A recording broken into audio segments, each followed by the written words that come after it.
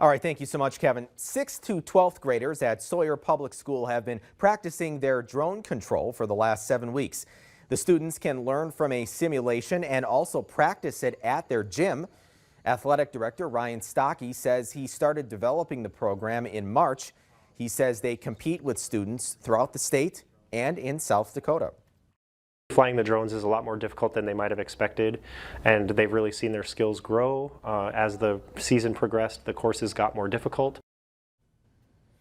He says after the drone racing ends, they'll move on to eSports, where students compete in video game titles such as Super Smash Bros. And League of Legends. That'll include 4th and 5th graders. The program was sponsored by SRT, Lions Club, and the North Dakota Department of Education.